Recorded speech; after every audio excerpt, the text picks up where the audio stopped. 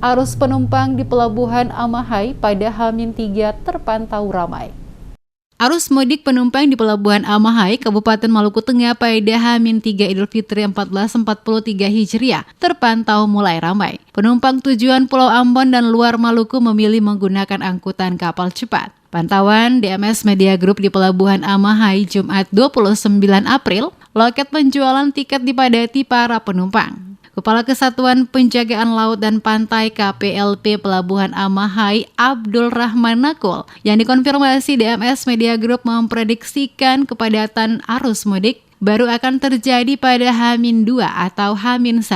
Disebutkan kendati terlihat mulai dipadati pemudik tujuan Ambon dan wilayah lainnya, namun belum seberapa. Biasanya puncaknya pada H-2 atau H-1, baik yang menuju Pulau Ambon dan Pulau Banda, begitupun yang tiba di Pelabuhan Amahai. Untuk memastikan keamanan laut, KPLP setempat mengoptimalkan patroli laut. Dijelaskan sedikitnya ada 6 unit armada kapal yang disiapkan untuk mengantisipasi lonjakan arus mudik melalui Pelabuhan Amahai maupun Pelabuhan Penyeberangan Ina Marina Masohi, yakni 2 kapal cepat, 2 armada feri, dan 2 kapal perintis.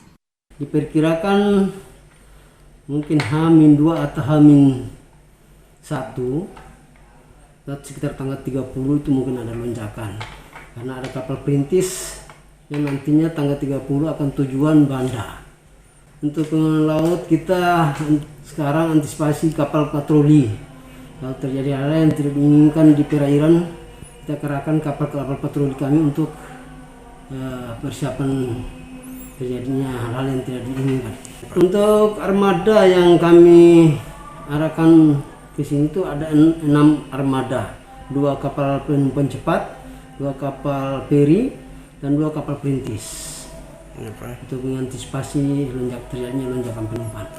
Bupati Maluku Tengah Tuasikal Abua mengimbau masyarakat agar tetap berhati-hati dan terus menerapkan protokol kesehatan secara ketat seiring dengan diperbolehkannya mudik lebaran pada tahun ini. Menurut Tuasikal, kehati-hatian para pemudik penting demi mencegah transmisi COVID-19 kepada sanak famili yang ditemui di kampung halaman. Serta berharap setelah lebaran ini tidak terjadi lagi lonjakan kasus COVID-19 di Maluku Tengah. Bupati juga meminta masyarakat untuk melakukan vaksinasi bahkan hingga dosis booster sebagai upaya mewujudkan kekebalan kelompok dan sebagai bentuk proteksi diri khususnya saat mudik lebaran. Kepada masyarakat yang mudik yang pergunakan kendaraan roda 4 maupun roda 2, kita berharap bahwa jangan ugal-ugalan dalam perjalanan.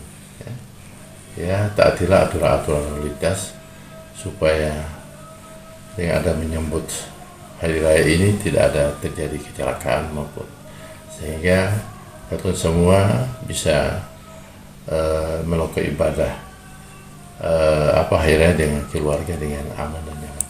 Dari pantauan di Pelabuhan Amahai, secara umum pemudik didominasi oleh pekerja informal dari beberapa wilayah di Pulau Seram yang tidak terikat oleh jadwal libur atau cuti bersama pemerintah.